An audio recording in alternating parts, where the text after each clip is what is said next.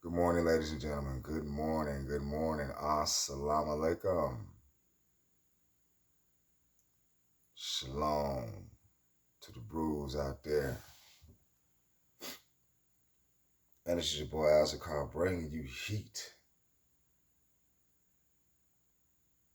consistently all day, every day.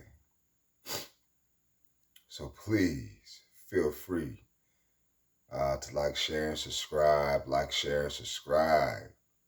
You already know, man. You already know. Shout out to the black YouTube out there.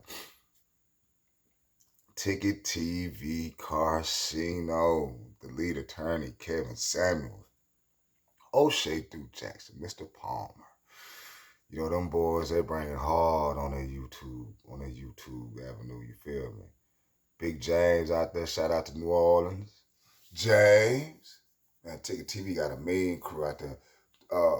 Too Raw for sports, Too Raw for TV. Hey, man, dude always bring that clip all day. Extend those long and go hard. Bring that Mickey Ficky. You already know.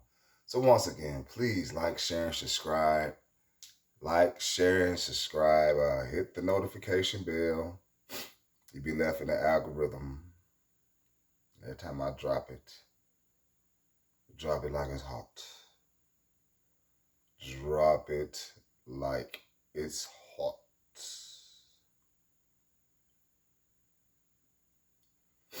Copyright disclaimer: the Section 107 of the Copyright Act of 1976. Allowances made for fair use for purposes such as criticism, comment, news reporting, teaching, scholarship, and research. Fair use is permitted by the copyright statute that might otherwise be infringing. Non-profit educational personal use tips to balance in favor of fair use. So let's cook on this, man. I woke up this morning and I got shout out to Hip Hop News Uncensored. Yeah, they woke me up this morning, man. They always get the juice. They always get the juice. They always, you know what I'm saying? But this particular moment right here, y'all know your boy Tip. He doing this little comedy thing now. He had a little show down in Georgia. And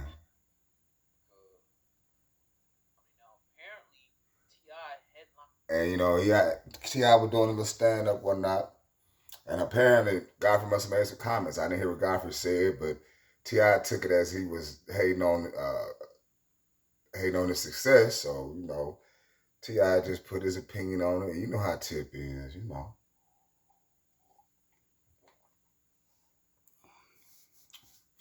Tip like to see things head on, you know what I'm saying? He address things. You feel me? You grown man about the situation. Here we go. Push up. Here we go. So, as you may or may not have heard, for the past, let's call it 5 weeks now,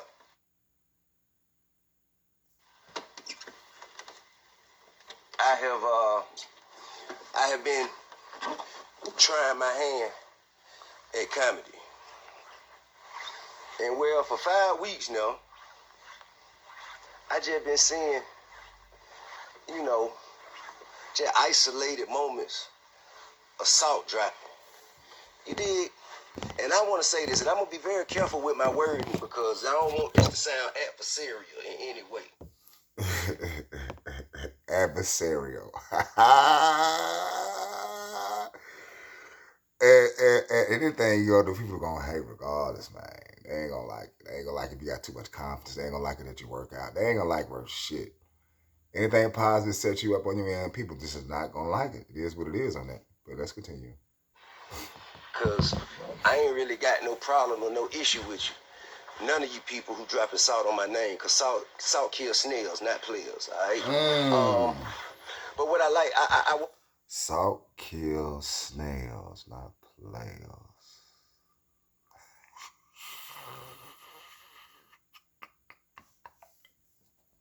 be very careful because I'm really trying to starve my ego as much as possible.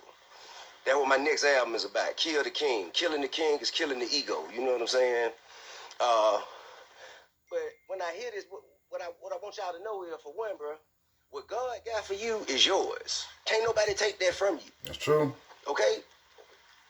It's important that y'all know that, because y'all feel like all of a sudden, because I'm now standing on the stage, sharing my gifts with the world, you know what I'm saying, utilizing the tools and the skills that I've developed or that I am developing, you feel like that's in your way some kind of way.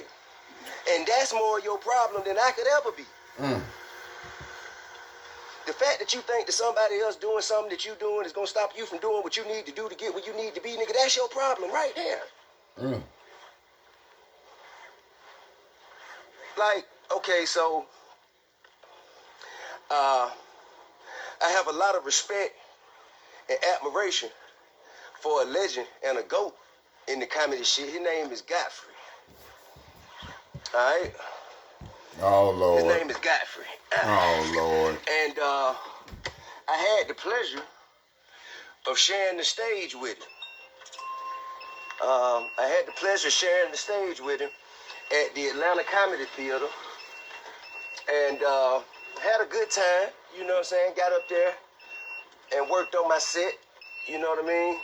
I enjoyed the crowd, enjoyed the opportunity. And well, I thought all was well. I thought it went very good. And then I see an interview with Godfrey. And how I see Godfrey is a legend. He's a GOAT. I'm talking about, I mean, he undeniable. All right? Undeniable. And I see him as a giant in their comedy shit. And what I saw in his interview was, I saw a legend trying not to hate while hating. You know what I mean? Like innuendos, little tidbits of hate here and there while coupling it or surrounding it with some compliments to make it seem like you ain't hating for real. But to be honest with you, bro, to me that made a giant look small in my eyes. Simply because what you said was, I came and I went on after you, and you wasn't gonna come out there and watch me because it would have made you look small. How in the fuck can I make you, a giant in this shit, look small? What the fuck? Why would you even be thinking like that? Okay, now we share a pleasant exchange that I appreciate and still value the moment to this day. And you also mentioned, how I got on the stage. And if you would have asked me how I got on the stage and what brought me to the theater, I would have told you. I just happened to have been in a real estate development meeting with 3 people who were each worth or responsible for over $1 billion in real estate internationally. Now, in this meeting, we were casually discussing the things that we'd been doing in the past few weeks, and it just happened to come up that I had been doing stand-up. And one of the people in the meeting that I was meeting with, that we were working on, doing some real estate shit together, he said, oh, well, you know what? I own the plaza that the comedy theater is in. Why don't we just go up there, man, and you do your thing, man? I want to see what you got going on. Because we're working on a real estate development play that will include a comedy club. Okay? So he said, I guess he wanted to just see that I was serious about the shit. So he said, man, why don't you come on up to my spot? The person who rents from me out of my plaza happens to operate a comedy club, and it's open now. So let's come on up there. Let's go on up there and do it. And that's what we did. That's how I got on the stage, bro. It wasn't because I wanted to come to Godfrey's show and go on stage after he came off, my man. It was because I was handling my business, and my business brought me to your show because the person I was handling business with happens to own the building that the comedy theater rents from, that you were paid, whatever you were paid, to perform at, okay? So, bro, My man, but all you had to do is ask me. All you had to do is say, hey, bro, how you get, like, what brought you here, man? What made you, you know what I mean? Like, you ain't got to drop salt, man, and dry hate, man. You ain't got to do that, bro. You ain't got to do that. My man, what I do see, or what I did ascertain, is that you were fully aware of my ability to add value and contribute more shine, more opportunity, more whatever to the comedy game. And that's true. I can. And I hope to. That's my intention. That's to all ships rise with the high tide. You hear me? So if a motherfucker come, or a motherfucker paying more attention to comedy because Tip is on stage, whether it's because they want to see him fail, or they want to see what he got to say, whatever it is, bro, that shit should help you and everybody else in this shit. You know what I mean? Because the one thing I see is it ain't enough money to go around right now. But get what? I don't want the money. It ain't enough for me to even bother myself with. I'm in it for the love of the shit. You understand? I'm doing it because I love to do it, bro. I'm doing it because I got a passion to do it. I ain't made a fucking dime. Ain't looking for it. Don't need it. Would like it, but that's later. Now,